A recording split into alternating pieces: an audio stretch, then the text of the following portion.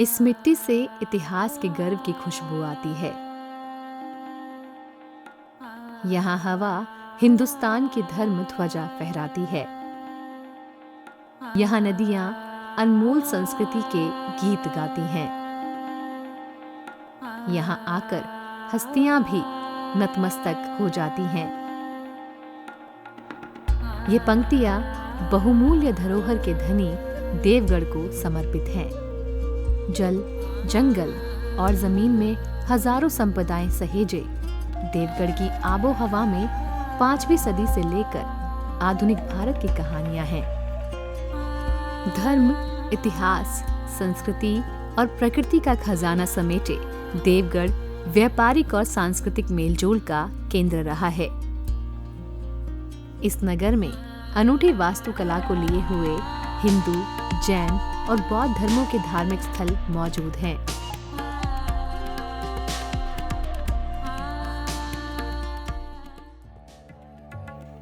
देवगढ़ में सबसे महत्वपूर्ण स्थलों में से एक है दशावतार मंदिर। लगभग 1500 साल पुराना यह मंदिर भारत के प्राचीनतम मंदिरों में से एक है। बेतवा नदी के किनारे गुप्त वंश के राजाओं द्वारा निर्मित दशावतार मंदिर भगवान विष्णु के 10 अवतारों को समर्पित है। यहाँ मुख्य मंदिर के अतिरिक्त चारों कोनों पर छोटे छोटे चौकोर मंदिर हैं।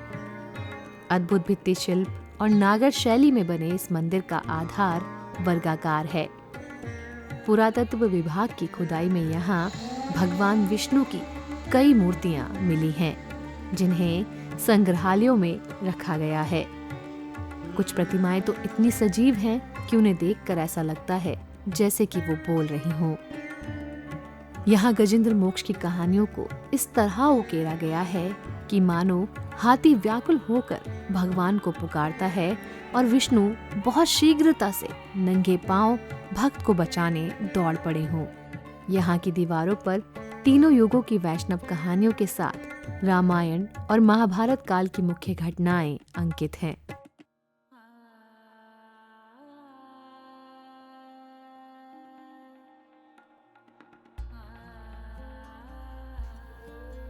आधुनिकता की चकाचौंध से दूर देवगढ़ प्राकृतिक और ऐतिहासिक विषयों में रुचि रखने वालों के लिए बहुत ही खास है।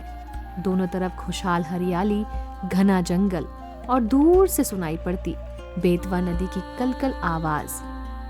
बहुत ही शांत और रमणीय स्थल। देवगढ़ में बेतवा नदी के किनारे देवगढ़ किला जैन धर्म के मानने वालों के लिए विशेष महत्व रखता है। किले में 31 से अधिक जैन मंदिरों का समूह है, जो 8वीं से 17वीं शताब्दी के आसपास बनाया गया था। जैन कला और संस्कृति को दर्शाता ये मंदिरों का समूह लाल बलुआ पत्थरों से बना है। इसी कला से यहाँ जैन पौराणिक कथाओं के दृश्य उकेरे गए हैं। इससे ये सिद्ध होता है कि जैन धर्म कई शताब्दियों का फूला फला है। यहाँ श्री दिगंबर जैन शांतिनाथ जी का बड़ा मुख्य मंदिर है।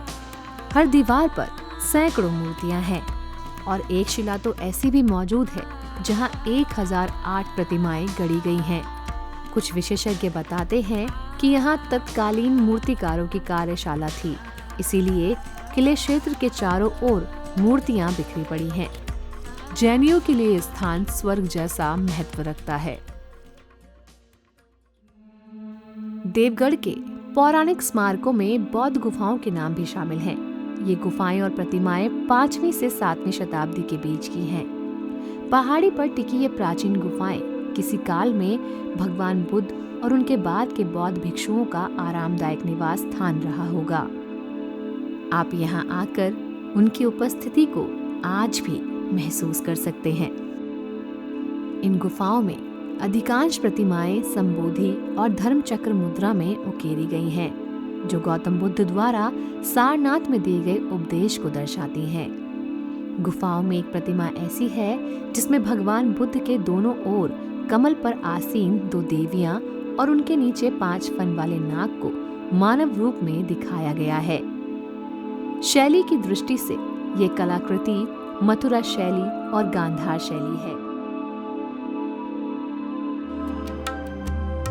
आगे बढ़ते हुए ये सुंदर दृश्य है माता टीला बांध का।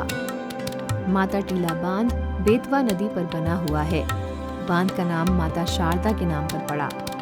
मान्यता है कि पहाड़ की इस चोटी पर माता शारदा का मंदिर था।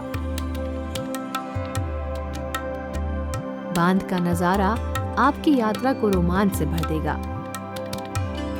पानी की नन्ही बूंदों के साथ चेहरे पर लगती ठंडी हवा की थपकियां आपकी सारी थकान और तनाव को कहीं दूर ही भगा देंगी।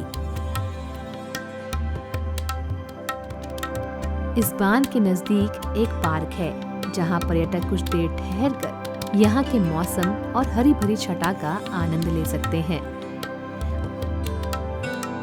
आप जीवन में जब भी इस यात्रा को याद करेंगे तो इस बांध की ठंडक आपको एक अलग ही सुकून पहुंचाएगी। अगर आप जीवन में शानदार यात्राओं को दर्ज करना चाहते हैं तो देवगढ़ आपके जीवन को अनमोल अनुभव देगा। उत्तर भारत की यात्रा देवगढ़ के बिना अधूरी है। यहाँ का वास्तु सौंदर्य आपको इतिहास देखने का नया नजरिया देगा। तो जरूर आइएगा देवों के गढ़ देवगढ़ में।